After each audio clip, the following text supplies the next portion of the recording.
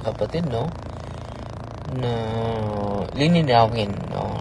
Kita ni siya dili pa der kay nagpa-picture man siya nako ang nalagi kay cross diri siya kuan ko pa der alagad niya ako kini isulob kanunay kay panagang maninako sa daotang espiritu nako mura din naganting-anting siya dili pa der kay kanang anting-anting pa der gikan manas albularyo ang kanigikan gibindisyonan man ginis pare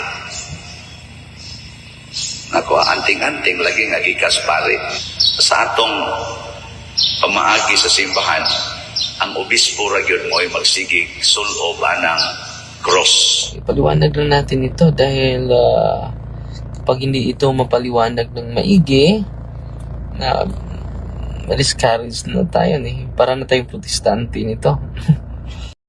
Okay, yun ang bahagi sa reaksyon ni Father Darwin sa humili ni Father Shiano Ubod sa Archdiocese of Cebu, isang canon lawyer at professor din ito ng seminaryo. Kaugnay sa pahayag niya na yung suot na cross sa lay minister ay parang anting-anting. At sa simbahan, obispo lang ang dapat magsuot dito. No? Paano ngayon? Ang Congregation of Fathers of Mercy. Ito sila si Father William Cassie. Mas malaki pa ang bahagi sa kanilang habit, ang cross. Lahat ng mga kaparian, suot na suot nila yan. Hindi yan pictorial cross, pero bahagi yan sa kanilang congregation.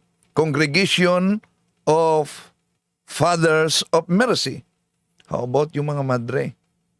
Di naman sila pari. Pero lahat ng mga congregations ng mga madre, merong nakasuot ng cross. Bawal nga ba sa mga lay na magsuot ng cross?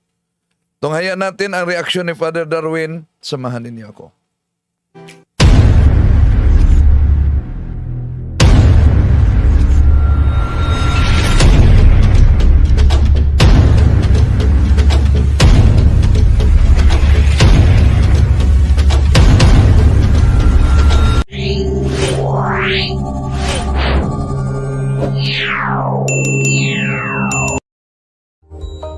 Kumusta muli, ito inyong lingkod, Brad Wendell Talibong, makasama ninyo sa pagkakataong ito. At inaniya natin ang ating mga suking taga-subaybay at sa mga bago pa lang na napadaan sa ating live. Inaniya natin na huwag kalimutang pindutin ang like sa ating live streaming at kung bago ka lang mag-subscribe at pindutin ang bell button para updated kayo mag-comment at i-share ninyo mga kapatid. Okay. Balak ko na magsagawa ng reaction din, pero naunahan ako ni Father Darwin, may paliwanag siya, reaction kaugnay sa pahayag ni Father, nagiging professor ito ni Father Darwin, si Father Shiano, no? Sa kanyang homily, si Juano ito, na may isang lay minister na picture sa kanya, suot-suot ang cross. At tinanong niya, obispo ka ba? Hindi, lay minister ako, Father. Bakit suot mo yung cross na yan? Dahil ito'y para daw umano sa suot niya para mailayo siya sa mga masasamang espiritu. So sabi niya, anting-anting yan. Hindi. Sabi ng lay minister, dahil ang anting-anting ay galing sa albularyo. Pinablis ko ito ng pare. At sabi ni Father Shiano, anting-anting na nablis sa pare. At sa batas ng simbahan ba, ay canon lawyer ito siya. Sa practice ng simbahan, bishop lang ang magsuot nito. Ito ang nauna nating pinarinig. At meron lang tayong sasagutin mga kapatid, no? Na lininawin, no? Kita ni siya dili pader kay nagpa-picture man siya nako ang nalagi kay cross diri siya kuan ko pader alagad niya ako gini isulob kanunay kay panagang maninako sa daotang espiritu nako mura din nag-anting-anting siya dili pader kay kanang anting-anting pader gikan manas albularyo ang kanigikan gibindisyonan man ginis pare nako anting-anting lagi nga gikas pare sa atong pamaagi sa simbahan ang obispo ra gyud mo'y magsigig sulob anang cross. Ipaliwanag lang natin ito dahil kapag hindi ito mapaliwanag ng maigi, na discourage na tayo para na tayong protestante nito. Dahil sabi niya, yung mga pari nga, yung mga maliliit lang na cross ang ilagay. Di in-encourage yung pagsuot. Kaya may congregation ngayon na Congregation of Fathers of Mercy at kabahagi sa lahat ng mga kaparian tulad ni Father William. Napakaganda ito maghumili, lalo na sa spiritual warfare mga kapatid, mortal sin at ang laki ng cross nila, di sila obispo. Pero bahagi ito sa kanilang habit mga kapatid. So, bago tayo papasok sa punto por punto, pakinggan muna natin si Father Darwin Gitgano, isang exorcist, sa reaksyon at pagtutuwid sa pahayag ni Father Shiano Ubod sa Archdiocese of Cebu. No? Naalala ko noon, matagal na yon, buhay pa si Monsignor Fred Krekimbik. Matagal na yon, parang college pa siguro ako na pakinggan ko yon, na ini-interview si Monsignor Fred Krekimbik sa radio kaugnay sa demonic possession. So, nagpaliwanag si Monsignor Fred Krekimbik kaugnay sa isang naganap na demonic possession. Pagkatapos, ilang mga minutos pagkatapos ni Monsignor Fred Krekimbik noon na in-interview, may isa namang Monsignor na theologian na in-interview sa naturang radyo pagkatapos ni Monsignor Krekimbik. Ito, nagresulta ng kalituhan dahil ng magandang paliwanag ni Monsignor Fred Krekimbik noon kaugnay sa demonic possession. So ano-ano yung mga palatandaan kung ito ba ay psychological o demonic possession. Pero nang kasunod na interview, isang Monsignor, hindi ko lang pangalanan, sabi niya, ay di totoo na mapasukan ng demonyo ang mga nabinyagan na. Ang mga nabinyagan na daw, di totoo mapapasukan ng demonyo. Yun. Kung makikinig kayo, nagresulta ng kalituhan, di po ba? Ganon din yung sa Estados Unidos, may isang exorcist na interview sa international television at pinaliwanag niya yung kaugnay sa demonic possession dahil may pangyayari kasi na demonic possession. So, ini-interview yung exorcist, pinaliwanag talaga niya. No, ano yung mga posibleng daanan, mga pintuan, bakit magaganon, paano malaman na ito'y demonic talaga o ito'y psychological. Pagkatapos, ini-interview din ng TV. Ito si Father William Casey. Tinalakay niya sa kanyang lecture na ito na kung paano umano ang demonyo mag-cause ng kalituhan kahit ba sa loob ng simbahan. Sabi ni Father Casey, dahil yung isang theologian na nagtuturo sa seminaryo din, pagkatapos sa isang exorcist na nagpahayag, sabi niya, hindi totoo yung demonic possession. Sa luma na yan. Psychological umano. Iyon. Nagdudulot talaga ito ng kalituhan sa mga nakikinig, lalo na sa mga lay, sino ang kanilang paniniwalaan? Itong professor ng seminaryo o itong isang exorcist na nagsabing tunay ang demonic possession? O yan. So, bahagi yan sa pahayag ni Father William Casey dito sa lecture niya. Suot niya yung napakalaking cross, malaki pa sa Santo Papa, malaki pa sa obispo, di ba? Pero bahagi yan sa kanilang habit bilang Congregation of Father of Mercy. At siguro kung nagsubaybay kayo sa congregation, napakaganda. Lahat sila na maghumili. Grabe, no? At mag-lecture, grabe talaga.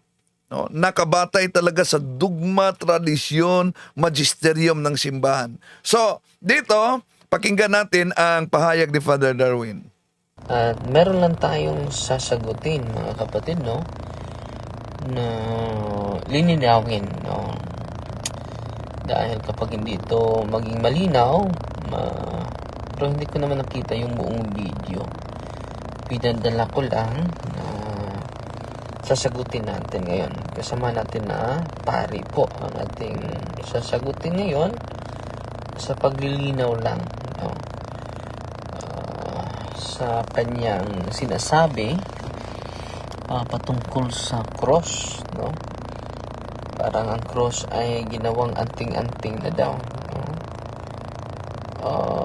Posible, pakinggan na lang natin, no? I'm referring to Father Shano, a former professor ng obispo lang, pero ano lang ito, no? Maliit na video lang ito, pero dapat may paliwanag natin ano yung point siguro ni Father Shano na hindi dapat natin i-wear na cross, no? Yung pictorial cross ang dapat hindi i-wear dahil obispo lang ang mag-wear niyan eh. Pakinggan natin, no? Kaunti lang ito pero gusto na ako lang ang magpaliwanag, no? Para hindi kayo nagkagulo eh ang social media. Pakinggan natin. Kita mi bispo ka. Kita mi siya dili pader kay nagpa-picture man siya nako nalagi kay cross dire siya kuan ko pader alagad niya ako kining isulog kanunay kay panagdang manin ako sa dautan. So mahina yung boses ko. Sino? Father Shano dito. Mas mabuti na ipaliwanag natin ano yung cross na hindi dapat natin suotin, no? Lahat ba ng cross or crucifix ay bawal isuot natin? Siguro hindi naman ito siguro yung point ni Father Shano. Pero ipaliwanag lang natin paano ito i-explain ng mabuti, mga kapatid. Kita mi siya dili pader kay nagpa-picture man siya nako ang nalagi kay cross dire siya kuan ko pader alagad niya ako kining isulog kanunay kay panagang manin ako sa daotang espiritu. Nako mura din nag-anting-anting siya dili pader kay kanang anting-anting pader gikan manas albularyo ang kanigikan ibidisyonan man ginis pare. Nako anting-anting lagi nga gikas pare. Kay kundi gani ka makakuha ng imong isabong sa imong dughan, kay mahadlok ka nga wa na kay panagang siyawa, imo na nang gianting-anting. And then, sa atong pamaagi sa simbahan, ang obispo ra gyud mo'y magsigig sulob anang cross dinhi. Kana bang magpintas og cross ba? Bisan kami mga pare, we are not encouraged to wear. Usahay ka na lang amo diring kanang crucifix nga ipapilit din. Pero kanang magsabong yun o cross ang obispo. Ana. Uy, magsabong o cross. Mura na nung kag-obispong gamay. Nakukuha lang na. Nga itaod lang na siya kon padung na mo nga mo serve isip alagad padung mo magki-ispi. Yan, siguro sa mga di nakaunawa ng Cebuano, Cebuano kasi, sabi niya, pag di niyo matanggal yan, so parang anting-anting na yan. Dahil takot kayo na walang magprotekta sa inyo. May paliwanag si Father Joseph, kaugnay niya, Father Joseph Siquia, no? May tungkol sa sacramental natin. And then, sabi niya, pwede niyong isuot pag KP kayo. Kung bawal ang pagsuot ng cross sa mga lay, pwede lang pala kung mag-KP, no? Okay, tuloy natin.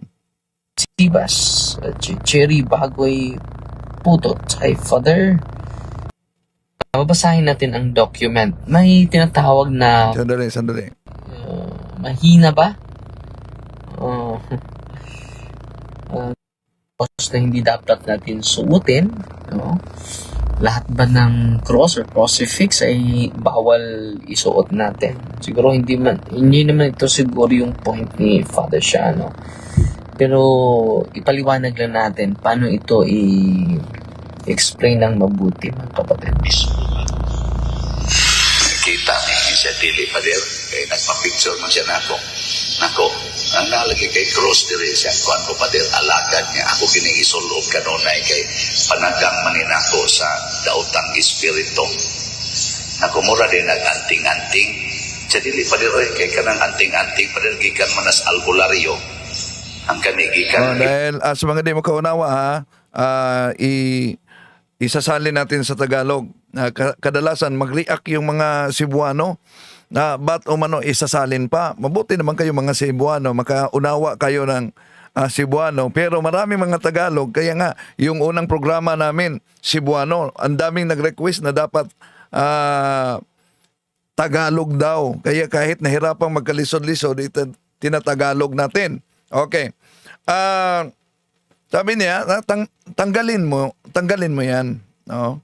Isuot mo lang yan pag magsagawa na kayo ng yung katilingbanon, KP. bendisyonan man ginis pare. Nako anting-anting lagi nga gikas pare. Kay kundi gani ka makakuha ng imong isabong sa imong dughan. Anting-anting daw galing sa pare dahil pag di ka tanggal sa naturang sakramental yon na tinatawag na anting-anting. No, malinaw yan sa Catechism of the Catholic Church 21 38 yung mga superstition, Catechism of the Catholic Church 21 11. Okay, tuloy natin. Mahadlo ka nga wa na kay panagang siyawa, imo na nang gianting-anting. And then sa atong pamaagi sa simbahan, ang kailangan talaga na mapaliwanag mabuti dahil halimbawa nakasuot ka naman ng cross, wala ka ring kumpisal, may mortal na kasalanan, na itama, magiging tulad anting-anting. Pero ang mga sacramentals natin, tulad ng cross, napakabisa sa buhay ng isang Katoliko kung ito'y susuotin natin sa tatlong pangangailangan talaga. Kailangan nandito ito. Proper faith, proper disposition of morality, and state of grace. Yun ang kailangan sa mga sacramentals upang magiging mabisa sa buhay natin. Tuloy natin. pura yun mo'y magsigig sulob anang cross dinhi. Kana bang magpintas o cross ba? Bisan kami mga pare, we are not encouraged to wear. Usahay ka na lang amo diring kanang crucifix nga ipapilit dinhi. Pero kanang magsabong yun o cross ang obispo. Ana, uy magsabong o cross, mura na nung kag-obispong gamay. Nakukuha. Nakasuot ka ng cross para kang obispong maliit. Alam na, nga itaod lang na siya kon padung na mo nga mo-serve isip alam. So, tanggalin mo lang yan at susuotin mo yan pag mag-serve na kayo bilang alagad, lay minister. Padung mo mag-KSP, padung mo mag-serve sa bispo ka. kita ni sa dili pader kay nagpa-picture man siya nako nalagay kay cross. Ito mga kapatid, isang alagad lumapit sa kanya. May sinuot ka na cross, no? Ang kasuot ng cross ay obispo lang. No? Totoo ba ito? No? Dapat natin ito ipaliwanag mga kapatid dahil very discouraging yung statement sa ating mahal na kapatid, professor pa naman. Una, babasahin natin ang document. May tinatawag na pictorial cross. Yun ang pang-obispo po. No? Hindi lahat ng cross, yung pictorial cross, para yun sa mga obispo. Pero yung mga ordinary, pwede naman tayo magkasuot. No? Wala namang document ng simbahan na nagbabawal sa atin. No? Babasahin muna natin yung document ng ating mahal na simbahan po. Ipaliwanag lang natin ito dahil pag hindi ito mapaliwanag ng maigi, discourage na tayo para na tayong protestante nito. Sige, search ko muna yung document ng ating inang simbahan dahil marami ito na ating bibigyan ng pansin.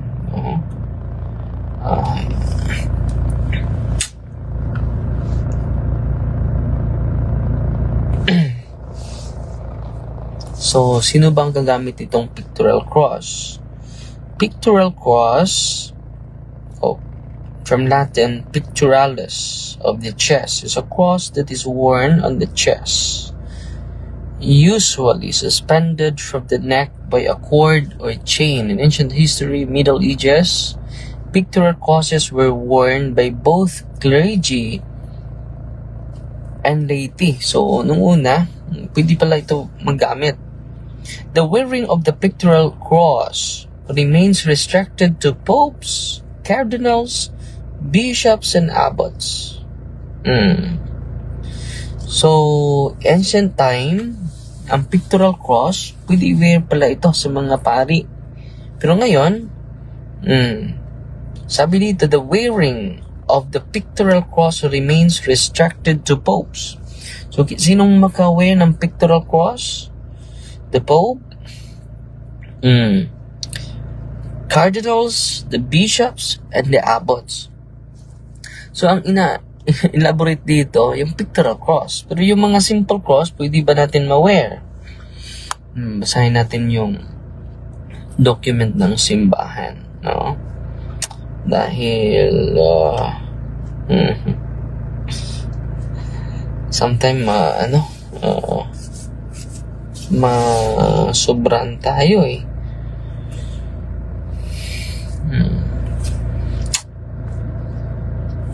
So, dito tayo sa Catholic Answer, mga kapatid. Dahil just imagine, hindi na tayo maka-wear ng crucifix. Basahin natin ang Catholic Answer. Ito yung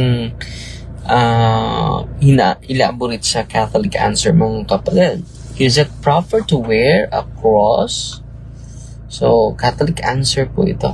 And stuff. Is it proper to wear a cross or must it be a crucifix? No. What is the proper crucifix to have or to wear? I was told that the cross is not the same as crucifix. I was told also that the cross represents that Jesus has risen or is proper to wear. Saan ba dito ang dapat natin isuot?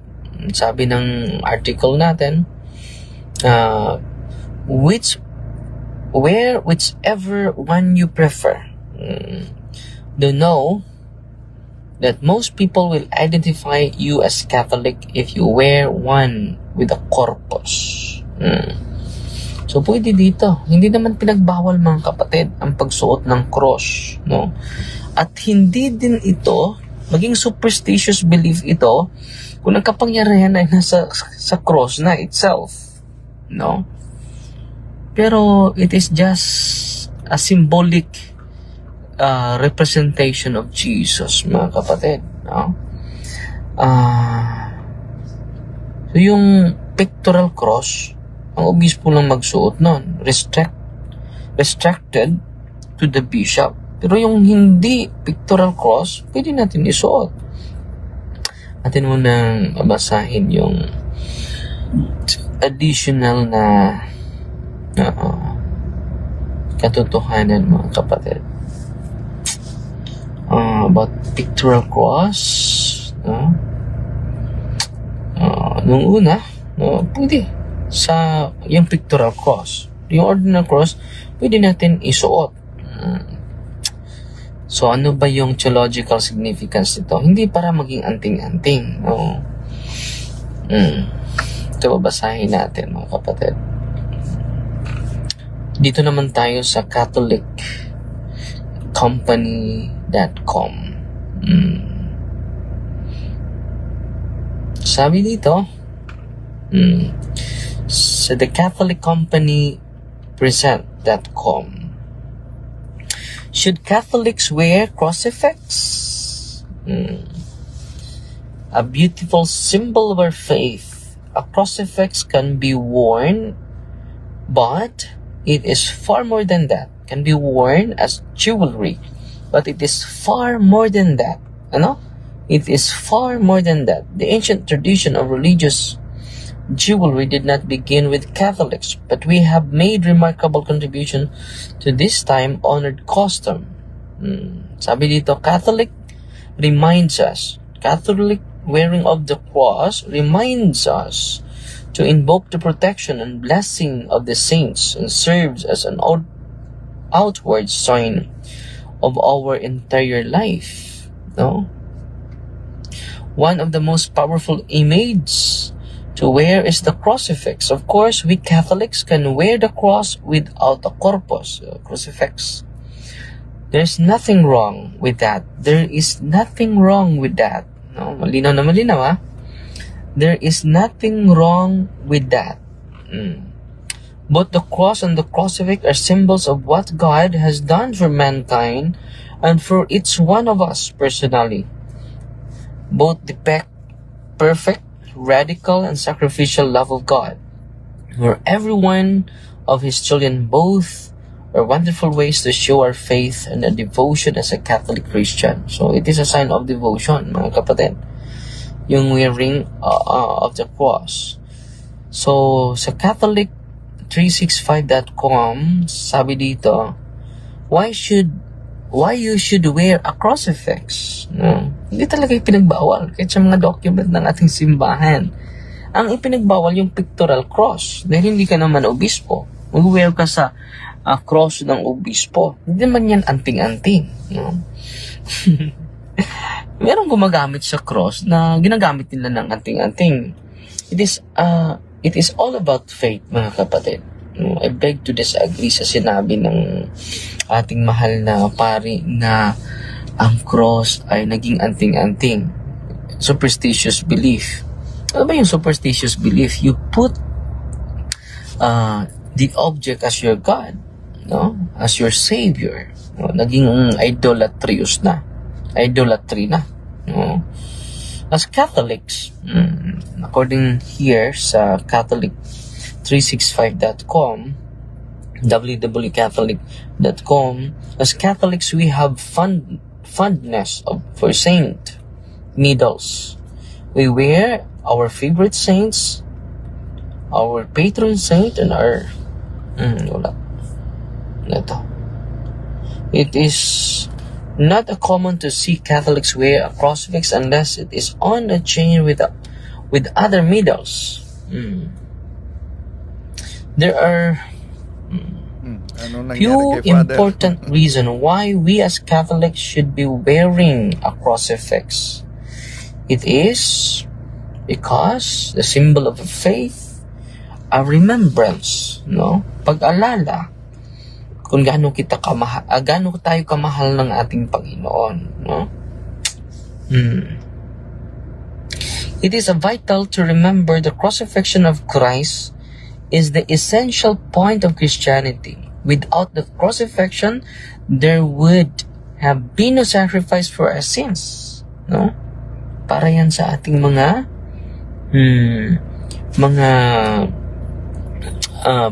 paalala natin para sa atin na ang Diyos ay nagpakamatay para sa ating lahat dahil sa kanyang pag-ibig. Without Jesus our Lord, the church would not exist. No? Ang dami nating matutunan. It is hindi naman yung ano ba kahulugan ng superstitious belief.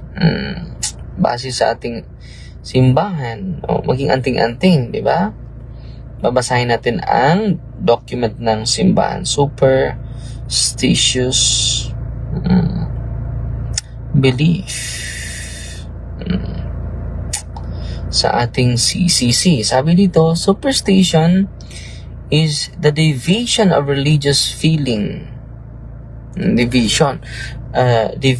So, hindi na naaayon, no? Religious feeling and of the practices this feeling imposes. It can even affect the worship we offer the true God. When one attributes an importance in some way magical to certain practices, otherwise lawful or necessary, to attribute the efficacy of prayers or sacramental signs to their mere external performance as apart from the interior disposition that they demand, is to fall into superstition. Kailan ba maging superstitious ang isang religious object? Una, kung hindi mo na i-connect sa Diyos, no? Ang buhay natin ay hindi na naaayon sa interior dispositions, no? Kailangan ang interior disposition, no, maging magical, no, ang paggamit nito, no? May magical way na kung gagamit ako nito ay hindi ako tatabla ng bala, hindi ako tatabla ng itak, no? Pero yung sacramentals, mga kapatid, ano bang intention ng simbahan sa sacramentals, sa paggamit ng mga sacramentals? It will lead us to sanctity of life, and it is a protection and a blessing, no? Kung gagamitin ito, hindi ka matabla ng bala, it is a superstitious belief. Nagagamit ako nito para hindi ako matabla ng bala, hindi ako matabla ng itak, no? Pero when you use it as an expression of your devotion, hindi naman, mga kapatid, no? At hindi din tayo pinagbawalan na mag-wear ng cross, no? Yung pictorial cross, para sa obispo yun, para sa Santo Papa, para sa cardinal. Pero, pwede ba tayo mag-wear ng ordinary cross, hindi naman pictorial cross? Kung mag-wear ka ng cross, ang laki ng cross, and then it is a pictorial cross, totoo yun. Maging maliit ka na obispo, parang maliit ka na obispo. Pero sa pagsuot mo, it is a devotion, it is a remembrance sa kabutihan ng Diyos. Nabasahin natin ang para saan yung mga sacramentals, mga kapatid. Anong intensyon ng simbahan? Bakit may sacramentals? Yung cross ay sacramentals yun, ha? Sacramentals of the Catholic Church. Ating elaborate ito, mga kapatid.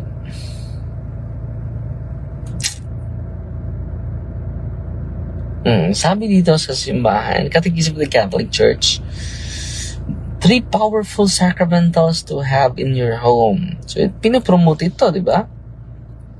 Holy water, blessed salt, crucifix. Pinapromote yung crucifix. Another very powerful sacramental that is more typical found in our homes is the crucifix. Not only does the crucifix remind us of the great love that God had for us, but it also a strong deterrent to spiritual enemies. Ano?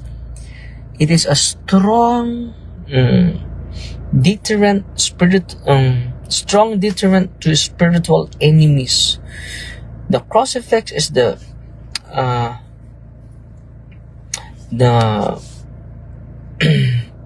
strong deterrent to spiritual enemies. Nandito, di ba? Basahin natin yung intention ng simbahan na. Dahil minsan, dito tayo sa prayer of sa crucifix. Anong intention ng simbahan? Bakit? Dito sa blessing tayo, anong intention na, okay? Basahin natin, ha? A solemn blessing of the cross or crucifix. O Holy Lord, Almighty Father, Eternal God, bless this cross, that it be a saving help to mankind. A saving help to mankind, ha?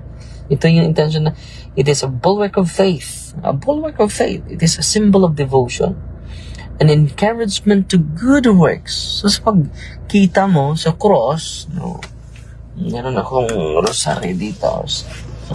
Sa pagkita mo ng cross, it is an inspiration to do the good works. Kita mo sa cross, lagi mo, kung isusuot mo yan, encouragement to good works, redemption of souls. Sa pag-bless lang nito, and may it be consolation. Consolation, protection. Nandito, protection. Paano ito? Nandito ito sa and a shield against the cruel darts of the enemy. Hindi mali yung sinabi ng the minister. Dahil nandito ito sa ritual a protection and a shield. At alam mo, Father Shano, during exorcism, matorture talaga ang mga demonyo sa blessed and exorcised cross. No, sana maka-experience yung mga pari dahil malinaw na malinaw dito sa ritual. Ito po ay ritual ng simbahan. Hindi po ito official ritual of the church. Anong intention ng simbahan sa pag-bless ng cross? Pwede ba ito isuot? Yes, pwede ito isuot. A sign of devotion. No? Anong intention? Protection and a shield against the cruel darts of the enemy through Christ our Lord. Bless, O Lord. Yun ang intention sa blessing. Ang problema din, mga kapatid, may mga pari na di gumagamit sa naturang ritual dahil mataas daw. No? Yun ang katotohanan.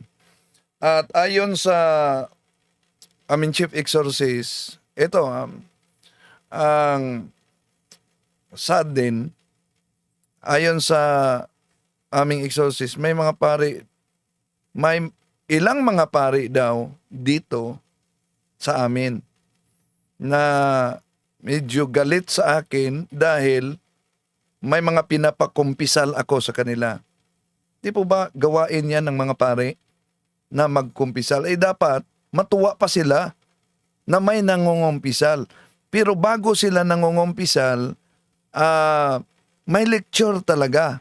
Paano yung tinatawag na act of contrition?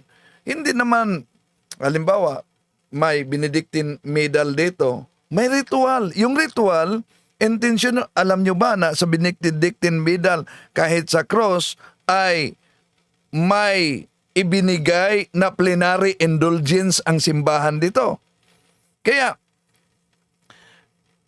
kahit cross lang ito, at dahil sa intentions ng simbahan na binasa sa pari sa ritual, totoo yung sinabi ni Father Darwin, sa demonic possession talaga, grabe ang reaksyon.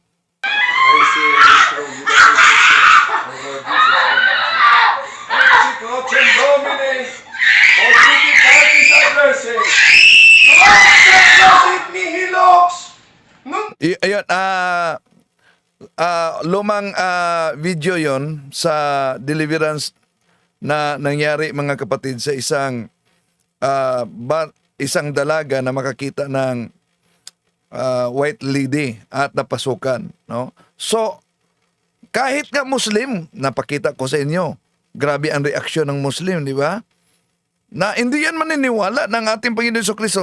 Maya, pakita ko sa inyo. Pero,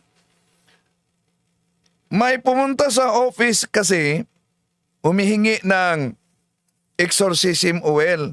Ito hindi ito binibinta. Exorcism oil ay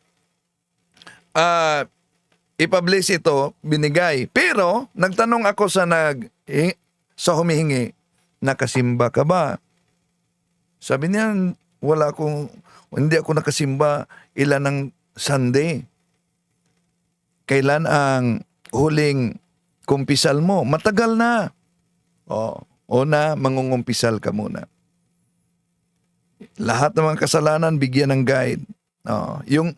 Yung totoo talagang act of contrition at magsimba ka.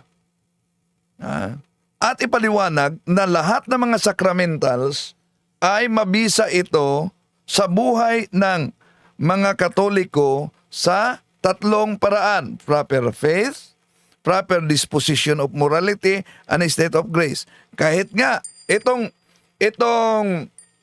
Benedictine ring, mga kapatid, Benedictine bell, ito, ang haba ng ritual sa simbahan sa blessing, ginagamitan pa ito ng insinso. Mahaba yan. Di po ba, nasubukan natin na magpublish noon sa online, sa Roma pa, ang nag-bless sa atin, na si Father Ricky Hinti pa, napakahaba. Kailangan paggagamitan. Pero pakita ko sa inyo ang ritual sa deliverance. Deliverance lang yan, hindi yan solemn exorcism. Paano nag-react ang demonyo sa katawan ng tao? Merong Benedictine ring, Benedictine medal din na makita natin. So ano ang paliwanag ni Father Jusis kaugnay sa mga sacramentals? Pakinggan natin The sacramentals assist the sacraments. The sacramental of exorcism and the ministry of liberation, like like holy water, etc., assist the sacrament of confession. Okay? Kaya nga, very important, kapag ako 10 taon hindi ako nagsisimba, I am in the state of sin for 10 years, unti-unti kumakapit ang mga spirito sa akin. The longer I am not going to confession, the more and more spirits attached to my body, my emotions, my imagination, my lower faculties. Now, I go to confession, and also my soul belongs to the devil. Ngayon, ako'y nagkumpisal. What will happen? The Lord forgives me. My soul is free. But hindi automatic nawawala ang mga spirito na nakakapit sa katawan ko. Yan, So, may mga tao, Father, gusto ko na magbagong buhay, ngunit napakaraming hadlang. Ngayon na gusto ko maging isang mabuting Katoliko. So many challenges, so many obstacles. Kaya in-encourage kasi natin ang mga Katoliko, maliban na mamuhay ng kabanalan, kung maaari, magsimba araw-araw, mangungumpisal bawat buwan, rosary together with the family.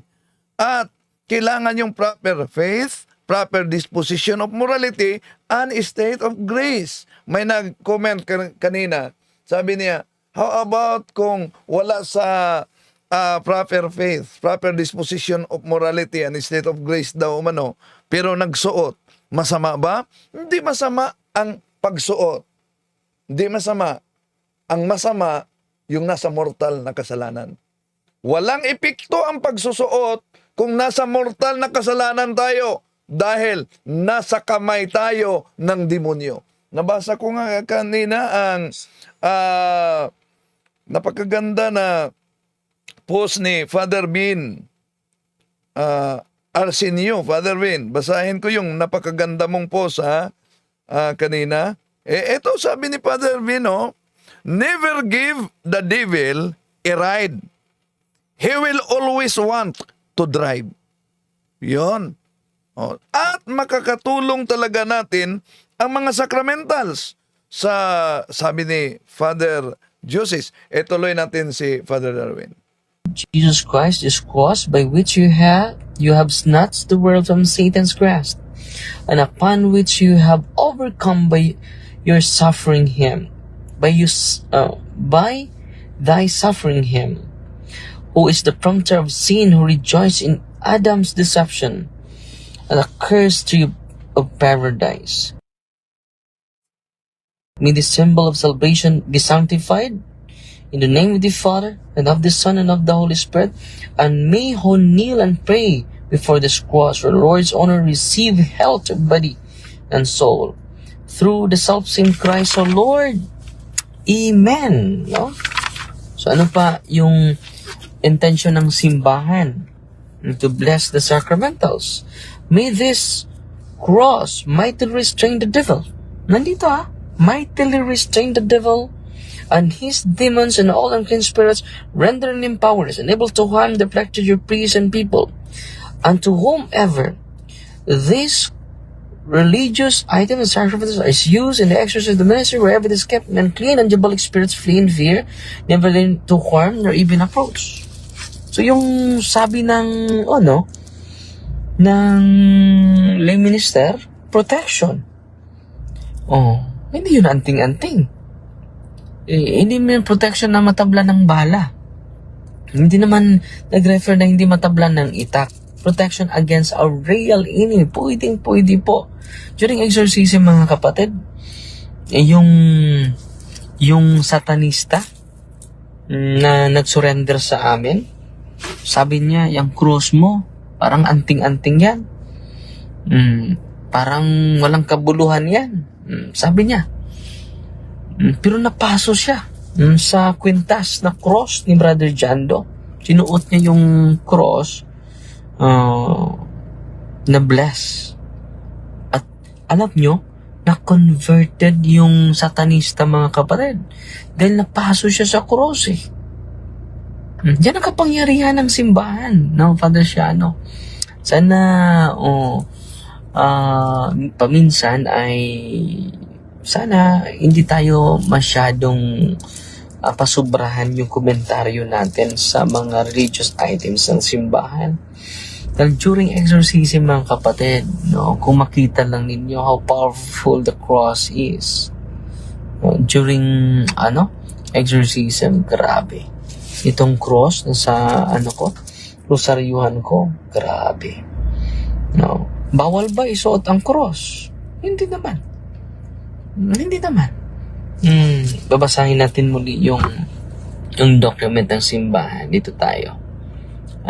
Ito yung document ng simbahan, mga kapatid. Babasahin ko sa inyo, ito, Catholic Encyclopedia po ito. New Advent. www.newadvent.org. The name of the cross used by the Pope, cardinals, bishops, abbots, and prelates entitled to use the pontifical insignia. So, meron talagang tinatawag pictorial cross. Ang obispo lahat at mga bishops, cardinals, Pope, ang mag-wear nito. Okay. At gagamitin nila ito na during liturgical, tama yung sinabi niya na gagamitin yung pictorial cross during liturgical use lang. Pwede yun gamitin, no? Sabi dito, basahin ko It is worn on the breast attached to a chain or cord. The color differing according to the dignity of the wearer. Example, green, violet, or black. It is made of precious metal, ornamented more or less with diamonds, pearls, or similar embellishment, and contains either the relics of the saint or some saint, or particle of the Holy Cross. It wore over the alb during liturgical functions. So, mani alb niya, isuot niya ang pictorial cross. So, dito na specific liturgical, during liturgical activity. And while putting it on, say the prayer, Monere me digneres. No, so, meron siyang isasabi, well, after sa alb, isuot niya yung cross, no? Moneri mi digneris, the origin of which dates back to the Middle Ages, in which he petitions God for protection against his enemies. So, just imagine yung mga obispo, anong intention pala? Moneri mi digneris. Anong petition yan? Sabi dito, petition God for protection. Okay, sandali muna bago natin ituloy. Nabasa ko ito po ulit-ulit kasi no, na katanungan ni si Hunter Traveler. Lahat ba na mortal na kasalanan o venial na kasalanan mapatawad, bro Bindel? Lahat.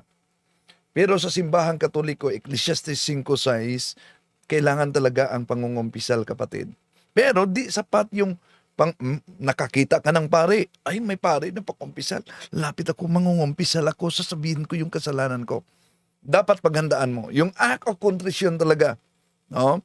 Act of contrition, pagsisihan mong kasalanan, una na dapat mong isabi sa pare, yung matatakot kang sabihin sa pare dahil nahihiya ka, dapat yun talaga.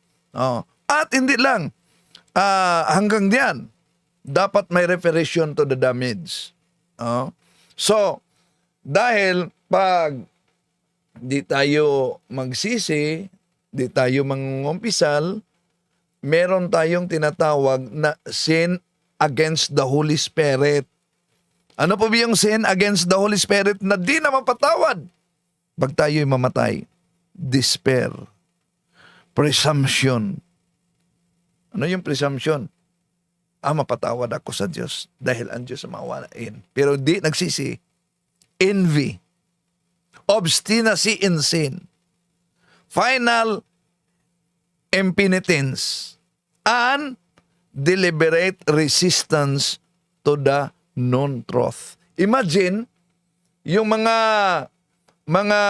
anti-Catholic, pag alam nila, lalo na yung mga pare pa, nagtatag ng sarili nilang sekta, lumipat dahil yung ibang mga pare nag-asawa, so para magpatuloy sa pagmimisa, lumipat sa ibang sekta. Merong mga ganyan. So, ulitin ko, lahat ng mga kasalanan, mortal man o venial man, mapatawad pag ang tao ay hihingi at magsisi talaga sa kasalanan. Okay, tuloy natin si Father Darwin. Against his enemies. So, kita rin nyo. Yung intention pala ng simbahan, bakit ang obispo magsuot ng cross, ano sabi dito? Moneri mi digneris. Petitions God for protection against his enemies. Sino yung enemies natin? Yung demonyo. Di ba? Well, yun, babasahin yan sa pagsuot. Hindi yun superstitious beliefs. Tuloy natin. So ngayon, Father Shano, naging anting-anting yun. Dahil yun ang intention ng simbahan eh. Kung yan ang line of thinking mo, Father Shano, na naging anting-anting dahil protection sa mga kaaway natin, yan ang intention ng simbahan. Bakit sinusuot ng obispo yung cross, yung pictorial cross, no?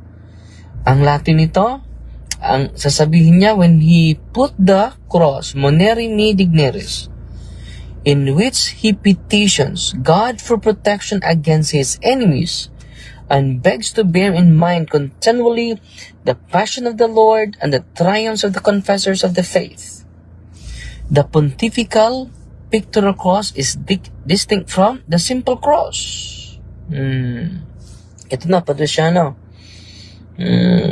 Review lang ito, no? Document po ito ng simbahan. So, different pala yung pontifical pictorial cross is distinct from the simple cross, the use of which is often permitted by the Pope to the members of the cathedral chapters. Canons, to whom this privilege has been granted, are permitted to wear the cross at the choir service only. So, yung mga liturgical use, yung pictorial cross. permitted to wear the cross at the choir service only and not over the alb, the liturgical service, unless specially permitted.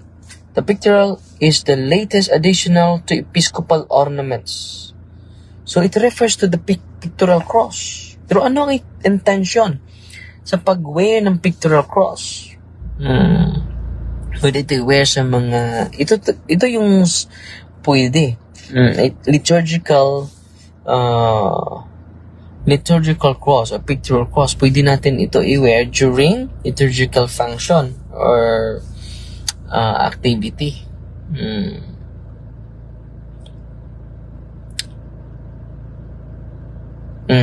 Pwede ba ito i-wear sa mga ordinary people? The first mention made of the custom, however, of wearing a cross on the breast either with or without holy relics dates back yung pagsuot ng cross ancient time pa din and was observed not only by bishops. Tingnan na.